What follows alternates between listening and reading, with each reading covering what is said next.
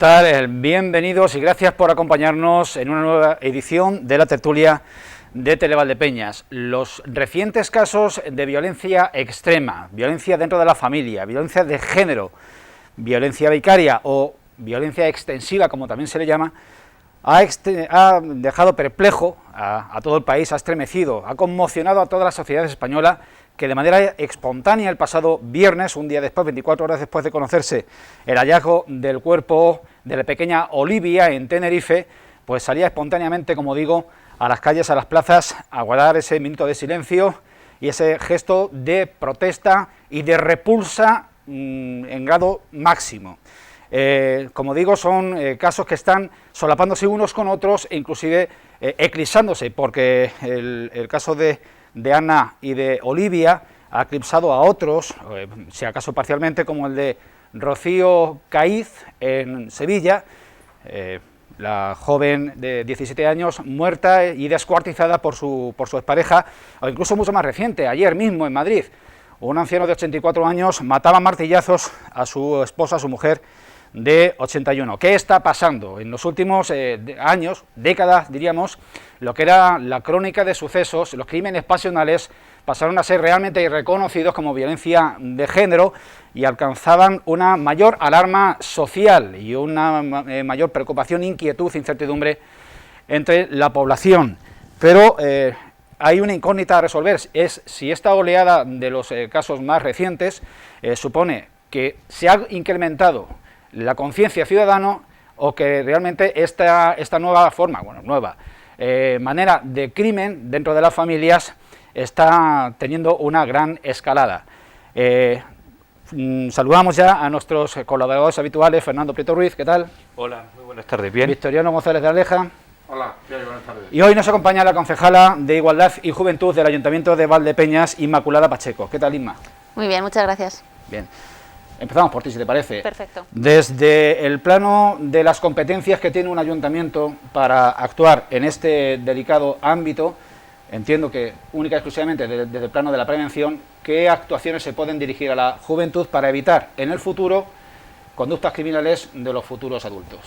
Bueno, desde el Ayuntamiento de Valdepeñas hemos seguido una serie de políticas muy intensas, tanto desde la infancia y la juventud en igualdad, para evitar futuros acontecimientos como lo que estamos viviendo actualmente. Hemos lanzado muchísimas campañas y normalmente realizamos charlas con los chicos y chicas en los institutos para concienciarlos y para hacerlos conocedores de la situación en la que atraviesan y viven y para poder evitarla. Es cierto que son muy conscientes y bueno, nos adaptamos a su lenguaje. Hemos lanzado una campaña de violencia contra la violencia digital, que pues las tecnologías de la información y la comunicación han avanzado mucho en estos tiempos, pero tanto en positivo como en negativo. Es cierto que ahora la violencia entre los adolescentes se lleva a cabo a través del control del teléfono móvil, a través del acoso y violencias a través de las redes sociales y hemos hecho mucha incisión en este tipo de campañas para concienciarlos y para hacerles saber qué es violencia y qué no lo es. Eso en cuanto a la juventud y en cuanto pues a las personas, a las mujeres que padecen este tipo de violencia, solamente decirles que desde el Ayuntamiento de Valdepeñas tiene a su disposición ayuda psicológica, ayuda jurídica, ayuda social y que lo único que tienen que hacer es atreverse a darse ese paso tan necesario, no solo para ellas, sino para sus descendientes. Es decir, existe ese acompañamiento que un poco de cobijo, de resguardo a las mujeres una vez que han decidido a poner su caso en manos de la policía, de la justicia y de los servicios sociales del ayuntamiento. Sí, por supuesto, desde el minuto uno que ellas deciden denunciar a su agresor o poner en conocimiento de la policía o de la Guardia Civil, en este caso, de su situación, el Ayuntamiento de Valdepeñas les proporciona directamente un alojamiento. En momento temporal se les manda un hostal para que no tengan que pasar esa noche con su agresor y posteriormente se les facilita un recurso de acogida y para poder salir de esa terrible situación en la que viven. Veíamos en pantalla, mientras escuchábamos a Inmaculada Pacheco, la campaña publicitaria del 016, el teléfono gratuito para las víctimas de violencia de género, y ahora vamos a ver el vídeo con la información que nuestros servicios informativos de Televaldepeñas elaboraron con esa reacción multitudinaria y general en toda España ante la confirmación de la peor de las hipótesis en el caso de violencia vicaria en Tenerife. Vamos con el vídeo. Tras la noticia de la aparición del cuerpo de una de las niñas a las que raptó su padre en Tenerife, toda España salió a la calle el viernes para gritar en contra de este tipo de violencia y exigir medidas que la eviten. A esta protesta se sumó Valdepeñas, donde puntuales a las 22 horas se unieron frente al ayuntamiento los representantes de todos los partidos políticos en el consistorio, excepto Vox y Podemos. Secundaron así el gesto de repulsa convocado en distintas ciudades de todo el país por el terrible caso de violencia vicaria confirmado en Canarias. Condenamos cualquier acto de violencia, condenamos la violencia de género, condenamos cualquier tipo de violencia como la violencia vicaria, que es aquella que pretende continuar haciendo daño a la mujer a lo largo de toda su vida. Queremos también recordar hoy a Rocío, que conocíamos recientemente su asesinato, una joven de 17 años en Sevilla. Los asistentes guardaron un minuto de silencio por las niñas Ana y Olivia. El cuerpo de esta última fue hallado en la zona de rastreo a 1 milla de la costa y a 1000 metros de profundidad el pasado día jueves 10 de junio. Y hoy mismo se han sumado a esa condena por estos delitos la portavoz de la Junta de Comunidades, Blanca Fernández, en un acto con la Federación Española de Municipios y Provincias en Toledo y el propio presidente regional García Page en Fontanar, Guadalajara.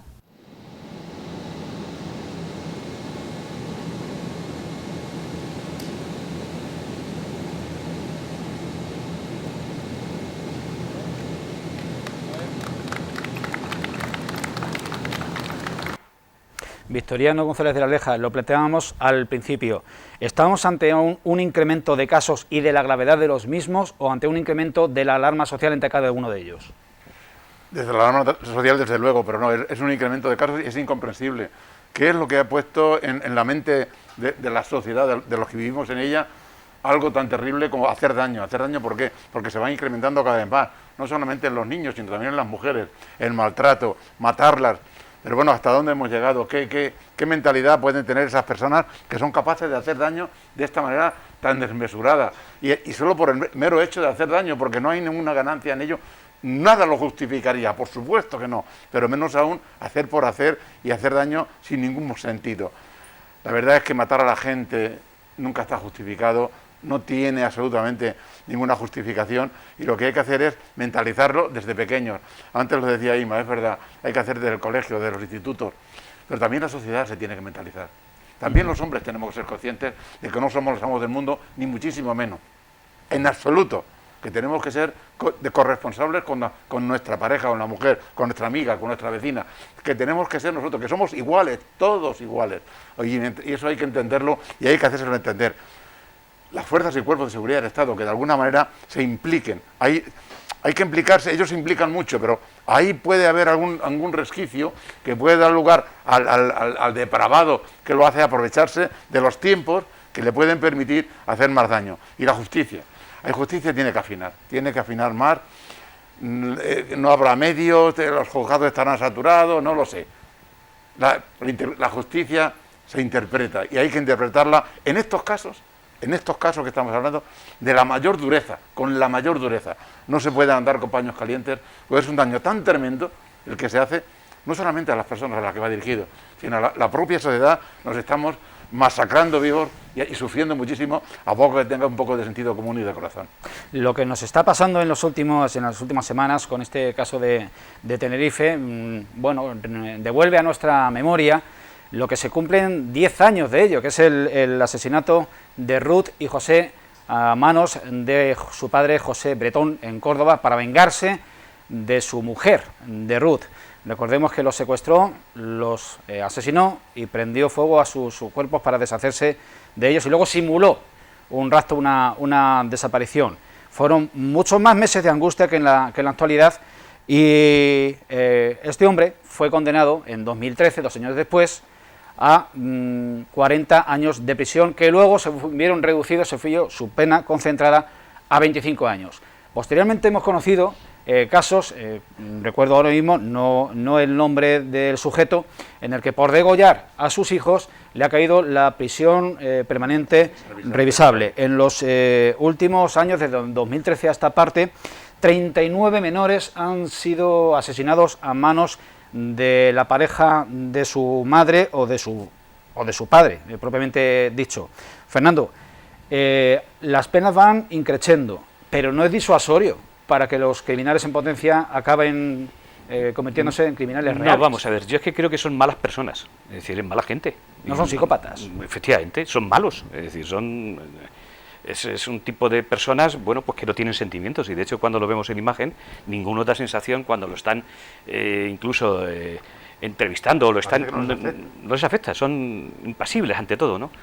Eso denota de que no tienen corazón, no tienen sentimientos, porque ¿qué hay peor que la muerte de un hijo? Y si ya no es una muerte, es que es el asesinato de un hijo, que hay peor que eso, ¿no? Para que un ser humano sea capaz de eso. Eso ya lo dice todo. Las penas, desgraciadamente, no son disuasorias porque ese tipo de gente les da lo mismo. Es decir, yo creo que viven al margen de la propia sociedad, viven dentro de su interior y tienen la maldad como bandera. Y eso es algo que entiendo que es muy difícil de corregir. Como bien decía Inma, desde la propia educación, desde que son pequeños hasta mayores. Lo que pasa es que estamos viendo que en nuestra sociedad, en la actual, tenemos casos desde gente con 80 años hasta gente con 17 años. Algo nos falla en la sociedad, algo nos falla en todo el sistema para que esto ocurra. Aunque vuelvo a reiterar, como son mala gente, malas personas, son psicópatas, es muy difícil, muy difícil. Aunque yo creo que lo que tendríamos que tratar es de ver, porque yo creo que esta gente da síntomas antes de llegar a su final. Creo que hay que saber cómo detectar o cómo prevenir cuando se detecta un caso de estos para tratar de evitar que se lleguen a males peores. En clave local, estos sucesos nos traen necesariamente a la memoria cuestiones que vivimos hace 25 años. 25 años en primera instancia, luego 15 y luego, pues si hago el esfuerzo de memoria, 18, hasta la detención y encarcelamiento del sujeto Gustavo Romero III, que todavía sigue cumpliendo pena de prisión. Y me viene a la memoria, por lo que has comentado, la frialdad, la impasibilidad.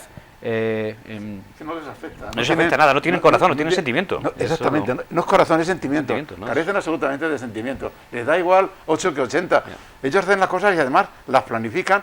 Y luego, como esto que estamos hablando de Valdepeñas, es que estuvo en las manifestaciones después de haberla matado. Pero bueno, ese hombre es un monstruo, no tiene ningún sentido, no hay forma humana capaz de explicar un comportamiento de esa forma. No hay palabras en el mundo que definan tanta maldad, ¿verdad? No, en absoluto. Inmaculada, puede pasar esto en cualquier sitio y eso no desdice a la ciudad o a la población donde suceda. Pero ¿es Valdepeñas una ciudad propicia hasta donde vuestra información alcanza? ¿Es caldo de cultivo para que se produzcan en menor intensidad este tipo de casos de violencia de género?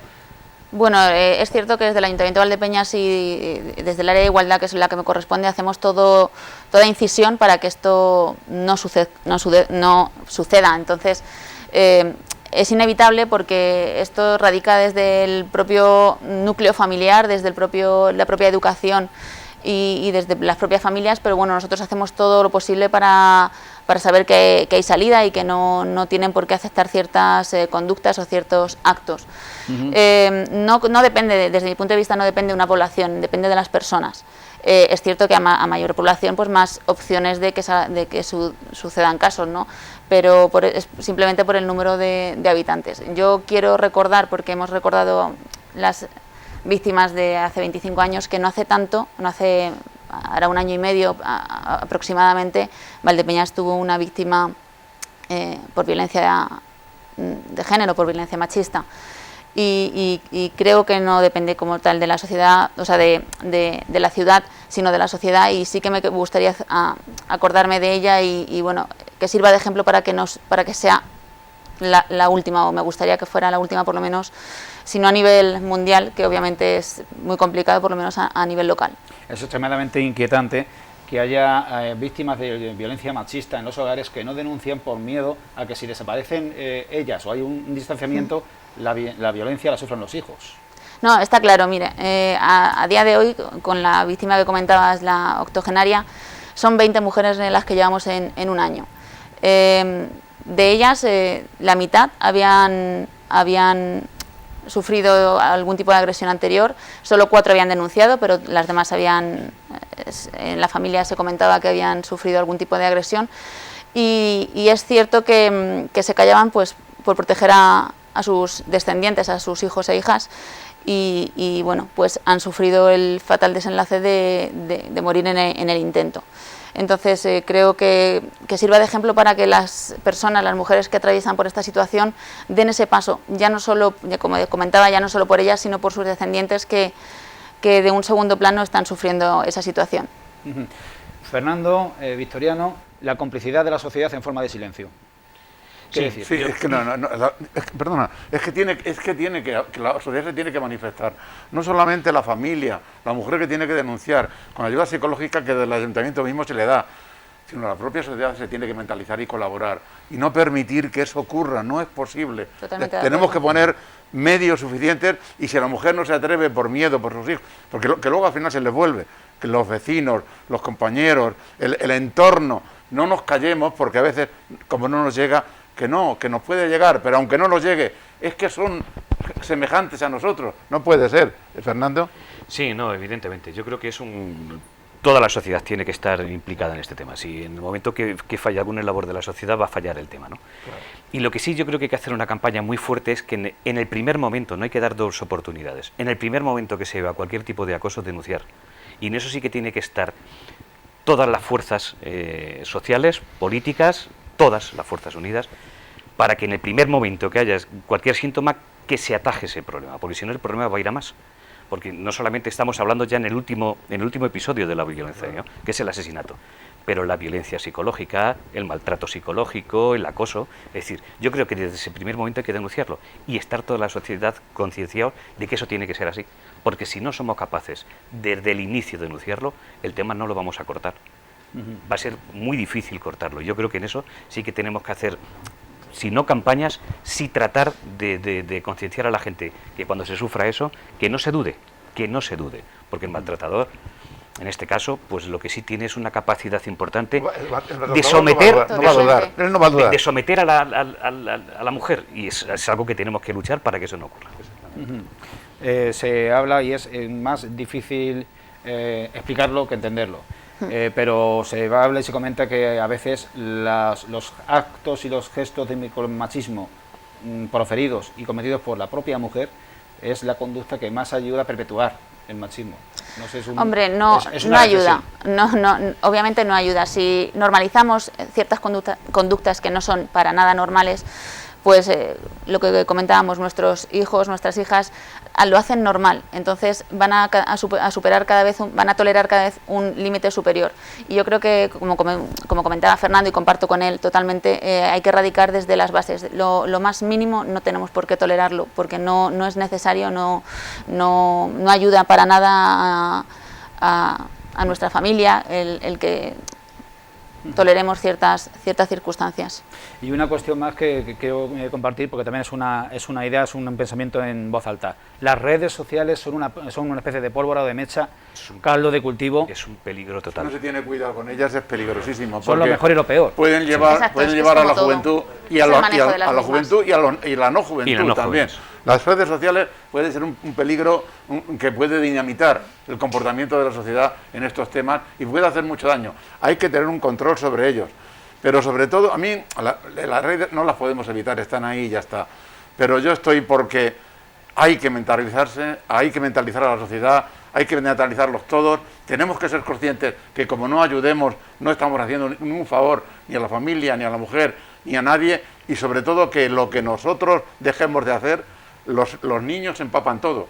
Y van aprendiendo y se desarrollan en unos criterios que, esto no pasa nada. Pues sí que pasa y mucho, y es muy grave. Y eso hay que hacerlo desde abajo. Las redes sociales tienen un arma de doble filo y bien utilizadas pueden servir de ayuda a campañas de concienciación, pero en malas manos puedes surtir el efecto totalmente contrario. Las carga el diablo, sí. Sí, pero yo creo que las redes, si se trabaja bien, habrá que llegar a un momento en que se bloquee. Es decir, lo mismo que cuando se hace una investigación y se dice tal palabra y se bloquea, pues lo mismo, ¿no? Habrá que estudiar qué fórmula para que en un momento determinado, cuando se vea cualquier síntoma de este tipo de acoso, de este tipo, se corte. Muy bien, vamos a parar aquí esta primera parte de la tertulia. En la segunda, cuando reanudemos, cambiaremos diametralmente de registro y de tema, porque vamos a hablar de las nuevas ayudas que ha lanzado el Gobierno de Castilla-La Mancha para paliar o para ayudar a la solvencia empresarial, paliando esos efectos negativos económicos de la pandemia, ayudas que se promulgaron el pasado día 9 y que se publicaron posteriormente en el Día Oficial de Castilla-La Mancha. Les avanzamos también que al término de esta tertulia tendremos una segunda mini tertulia, un programa especial, un HD, un Hoy Deportes especial relacionado con la disputa de las semifinales del play-off por el título de Liga, que se lo está jugando el Viñalbali Valdepeñas frente al Levante. Les combinamos y despedimos en este momento a Inmaculada Pacheco. Muchísimas gracias. Un placer. La primera vez Gracias que nos por acompañas, invitarme. y espero que no sea la última. Ojalá.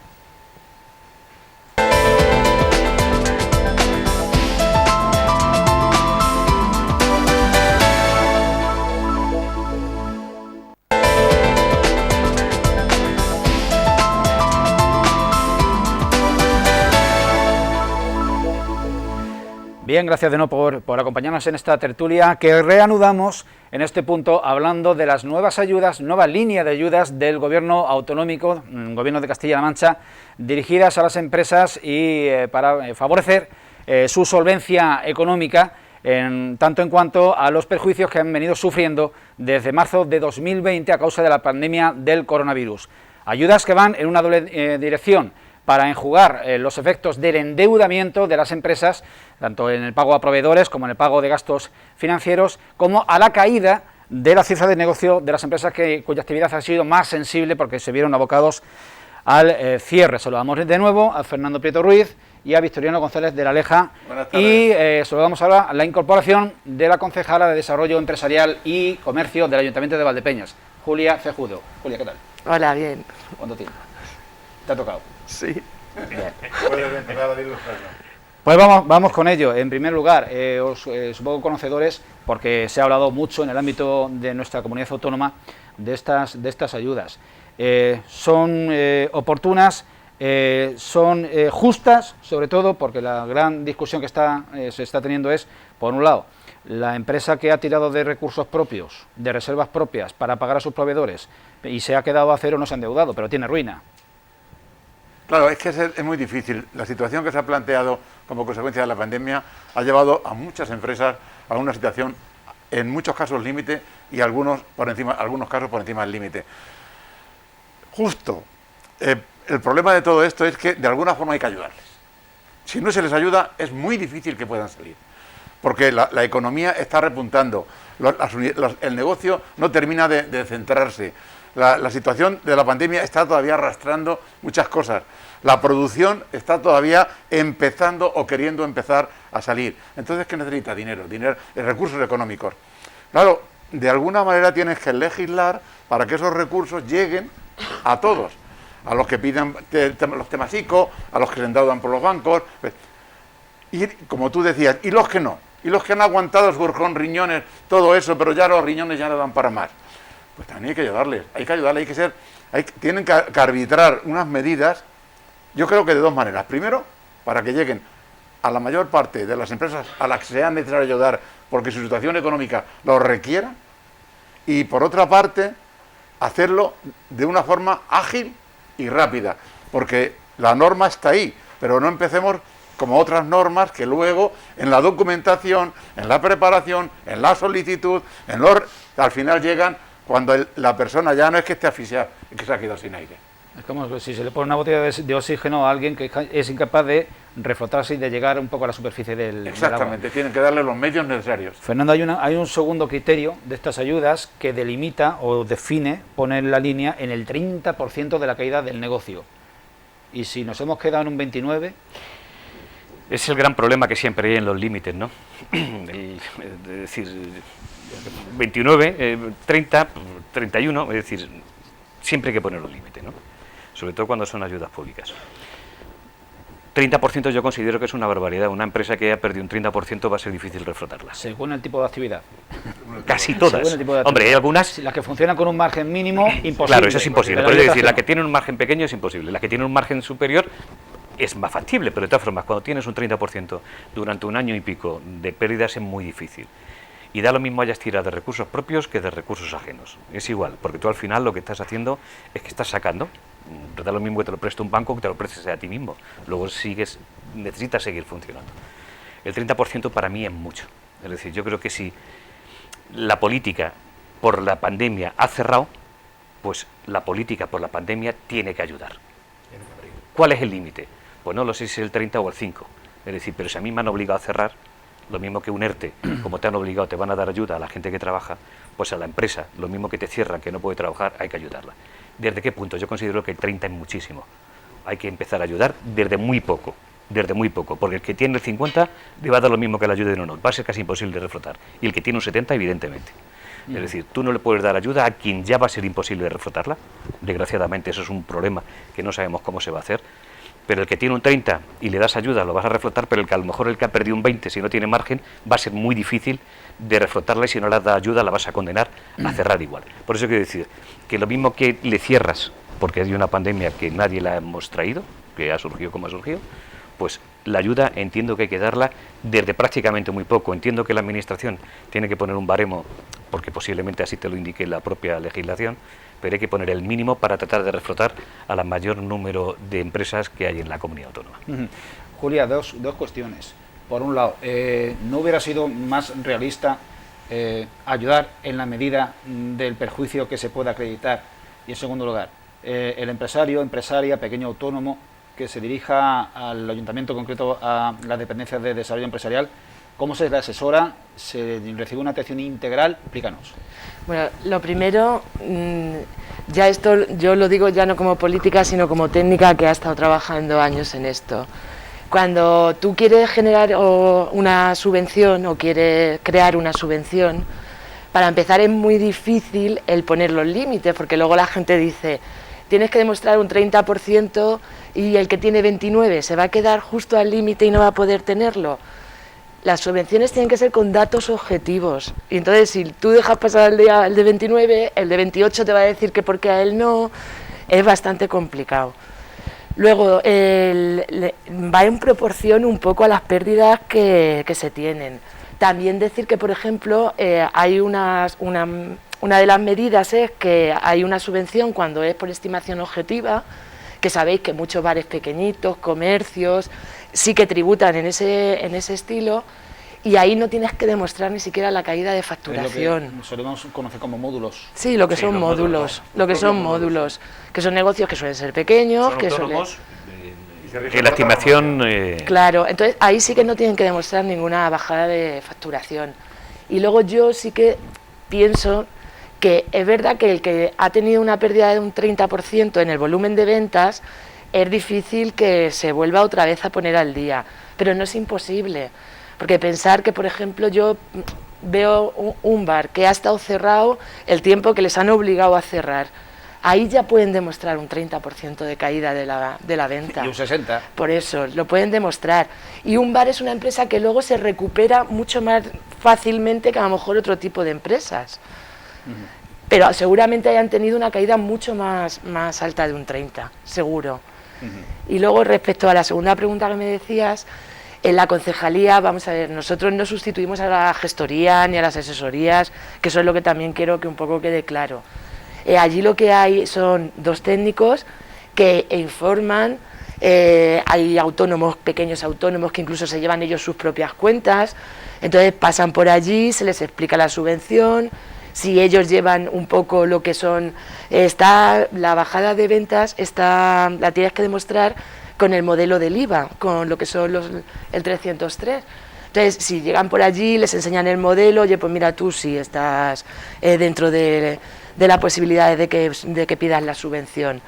Luego, el hecho de pedirla no se puede hacer desde allí, porque para empezar, la tramitación, para empezar se hace electrónicamente, y ningún técnico del ayuntamiento puede manejar un certificado digital de nadie. O sea, eso, o bien se van a una gestoría, o si ellos mismos quieren hacerla, la pueden hacer con su propio certificado digital. Pero sí, lo que yo veo, que efectivamente en eso tienes razón, pero hay empresas, es decir, no lo pongamos todo en la hostelería, que ha sido una de las grandes perjudicadas. No. Pero pongamos un ejemplo que también puede ocurrir, un pequeño comercio. Un pequeño comercio que haya perdido un 30% y que tenga material guardado de 2 campañas y media. Eso no es un bar. ¿Cómo se reflota eso? Claro. ¿Cómo se reflota eso? Es decir, es que no solamente estamos hablando de un sector concreto, sino que cuando hablamos de muchos sectores. La hostelería abre y en el momento, claro, en el minuto 1 ya está facturando. Claro, ya está claro, efectivamente. Pero un comercio que compró, por ejemplo, para la primavera del año pasado y cerró porque no pudo vender, imagínate el resto y a ver cómo vende ya campaña pasada. Es decir, hay situaciones económicas muy complicadas. Sí. A ese un 30% no le vale, a ese hay que darle la ayuda desde momento cero, es decir, desde pérdidas iniciales, no de un 30%, porque es que se va a justificar de pérdidas, imagínate, un 90%. De un sector que no se habla, Fernando, nunca, y que tú conoces bien, eres lo que mejor conoces, es el campo. Pero que el campo, detrás del campo vamos todo el mundo. Claro, bueno, lo que pasa es que el campo, como nos declararon como esenciales, parece que no hemos tenido pérdidas. No ha sido tan grave, pero aparentemente. Pero la alimentación sí que ha tenido pérdidas. No la alimentación de primera necesidad, pero sí el vino, que está considerado alimentación, y no es como tal, ¿no? Y me explico. Al tener pérdida los bares, se pierde. Sigue el vino en alimentación, pero en un sector importante se pierde. Y la exportación también se siente también un poquito acosada porque tampoco se exporta igual, ¿no? Y luego hay otros ciertos productos, es decir, los productos que llevamos a más alta calidad, evidentemente también se pierde. Pongamos un ejemplo, la carne de cordero. El cordero en esta pandemia ha sufrido mucho, porque el cordero en las casas se come menos que fuera, que en restauración. O la pesca hay ciertos productos marítimos que tampoco se consumen lo mismo en restauración. Eso repercute en todo. Entonces repercute en todo. Lo que pasa es que como hemos estado declarados como esenciales, que no hemos parado el trabajo en sí, pues parece que no ha habido pérdidas, pero pérdidas sí que ha habido, y muchísimas. Lo que pasa es que, bueno, en el campo parece que somos muy sufridores, y declarar en la situación agraria un 30%, el que declara un 30% de pérdidas, ese también tiene la cruz. Es decir, ese tampoco va a levantar cabeza. Es imposible. Además es que en una situación, un poco el hilo que le decía Fernando, es que hay situaciones que no se pueden valorar de la misma manera, porque no todo es restauración, no todo es comercio, hay producción, la producción no ha llegado, la que ha llegado y la teníamos ahí no la hemos podido utilizar, y al no darle salida porque nadie nos compraba, eso se queda ahí, pero ya no vale lo mismo, ni tiene la misma producción, ni tiene la misma calidad, todo eso se va incrementando. Pero después de todo eso, y aun teniendo en cuenta todo eso, y aun teniendo en cuenta ese 30% de límite, lo primero que yo creo que hay que hacer es agilizar todas las solicitudes y darle salida. Luego hablaremos si hay que bajar al 25, al 30 o al 5. O quitar y partir de cero y dar a todo aquel que lo necesite, porque tampoco sabemos exactamente lo que vamos a necesitar, aunque que puede ser mucho o a lo mejor no tanto. Pero agilizarlo. Porque la gente, no, es que me he quedado en el 20, no, mire usted, ahora hemos quedado en el 30, vamos a dar todo esto. A darle vida a las empresas, a todas ellas. Que vivan, que tengan por delante un futuro, que vean la luz del túnel. Y luego ya se verá si se baja al 5 o al 32. Nos quedan exactamente 6 minutos de tertulia y hay 2 temas todavía en el tintero a los que quiero dar yo también salida. Ayudas ya no autonómicas sino locales. Hace pocos días el Pleno del Ayuntamiento aprobaba medio millón de euros, de los cuales 150.000 euros van en ayudas directas a la hostelería. Van a salir un promedio de 1.000 euros, menos en nada, pero tampoco es la solución. Y por otro lado, las ayudas al comercio se han articulado de forma que no son ayudas directas, sino bonos de descuento para las familias. Julia, esta segunda parte es una forma de no dar ya la ayuda directa al comerciante, sino dinamizar, provocar que haya, incentivar que haya movimiento económico. Claro, es que las ayudas directas están bien, porque tú en el momento que estás mal, pues necesitas dinero para... Pero el comercio es un sector que ya llevaba arrastrando antes de la pandemia, el pequeño comercio estaba cada vez con las ventas reduciéndolas. Machacando y lo que más, claro. Internet. Vale. Entonces, vimos la posibilidad de que ayudar a las familias por un lado y también al comercio por otro, intentando movilizar el dinero, o sea, poniendo 350.000 euros encima de la mesa para poder gastar, que no son 350.000, porque eso sería el 25%. Es un... Lo que está generando son casi 2 millones de euros. Claro, es un bono en que tú puedes gastarlo lo que quieras, el ayuntamiento te va a subvencionar un 25% de 100 euros, que son 25 euros, Entonces vas a poner en movimiento mucho dinero y vas a poder dinamizar y vas a poder ver que la gente vende, y los comercios, cuando se lo contamos, les gustó mucho la idea, porque ellos lo que quieren es vender.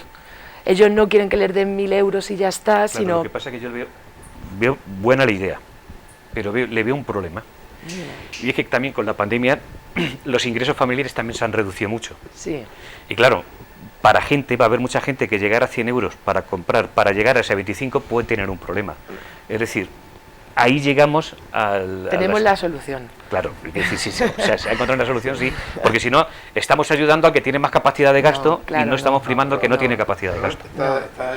Vamos a dejar un periodo grande de tiempo hasta que llegue la campaña de Navidad para que la gente pueda gastar el bono. Entonces, tú el bono de 100 euros lo puedes gastar en un solo establecimiento, eso sí es verdad, pero puedes hacerlo con diferentes compras. Te puedes gastar un día 25, otro día 50 y otro día otros 25. En el mismo establecimiento, porque si no es una locura, porque casi imposible no se pueden doblar los imposible, bonos. vamos, imposible. Pero el comercio va a ir justificando conforme tenga su bono entero de 100 euros y la pueda haber sido en una sola compra o en 5 compras. Ahí no nos vamos a meter, porque además aprovechamos la campaña de Navidad, aprovechamos el inicio de los colegios para que las madres, las que tengan que comprar libros, ropa, lo que sea, y yo creo que así le damos la oportunidad a todo el mundo. Claro, Es que la cantidad cuando es fija la cantidad, es verdad que ayuda, que viene muy bien, te llegan 1.000 euros, 1.500, 900, 2.000 y te vienen estupendamente, pero ya está. Y esa no te solventa la papeleta. La papeleta te solventa cuando vamos los 4 y vamos allí y gastamos. Y compramos una camisa y un pantalón y no sé qué, y mañana un cinturón, hablando del comercio de la ropa, o en la comida, o en el tema de los libros. Y eso se va acumulando. La aportación municipal, que también tiene un límite, colabora en ese aspecto. Yo lo veo más fácil. Yo lo he vivido, porque he tenido la oportunidad de estar en Alicante, y allí ya lo habían puesto en marcha.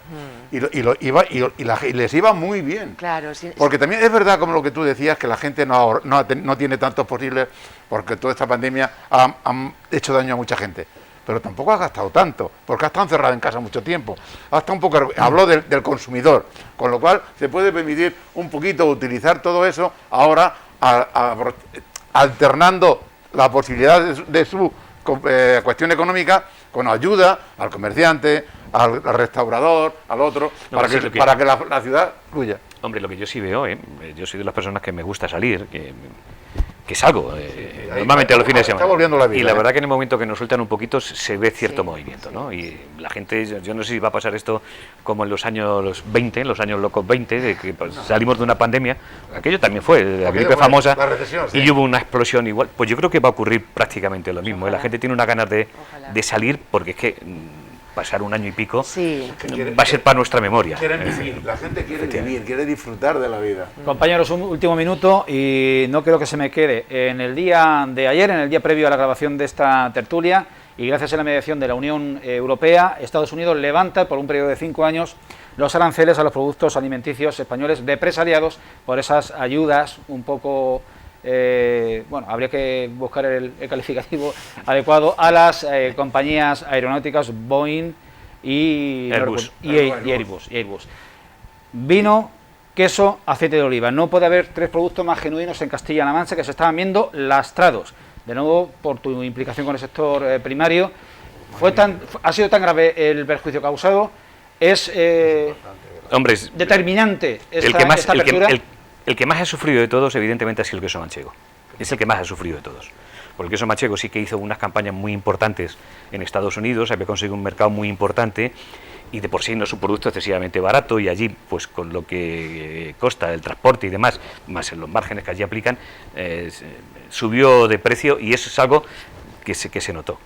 En aceite se notó menos, porque en aceite, bueno, pues algo nos quitaron. De todas formas va a ser difícil, entiendo, y ojalá y me equivoque, y reitero, ojalá y me equivoque, pero el aceite, como no fue para toda Europa, sino que fue solamente para España, Francia, Italia no estaba, ni Grecia tampoco, es decir, ellos han copado un mercado, y nosotros recuperar ahora ese mercado que han cogido otros europeos va a ser muy complicado. Va a haber que trabajarlo y demás, ¿no?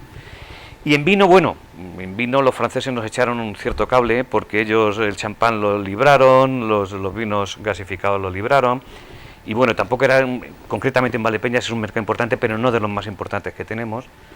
Y hombre, algo siempre se lastra, pero tampoco es de lo que más.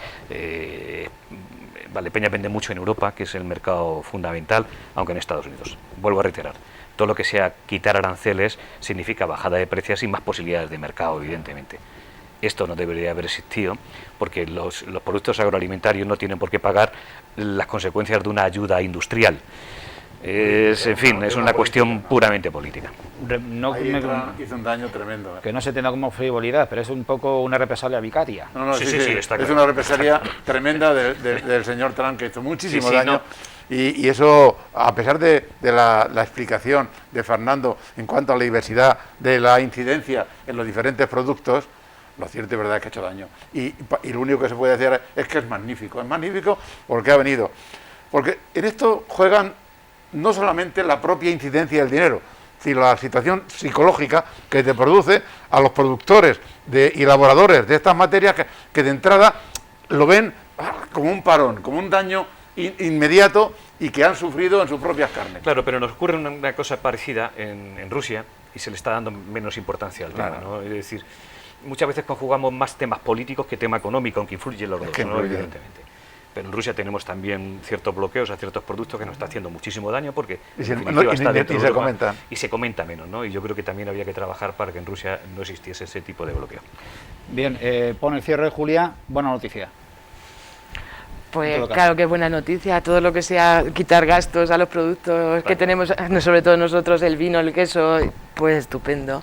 Que es verdad que a lo mejor cuesta un poco trabajo recuperar el mercado, pero también es verdad que al pasar esto se ha abierto mercado por otros lados. Y esto pues es sumar, ya está.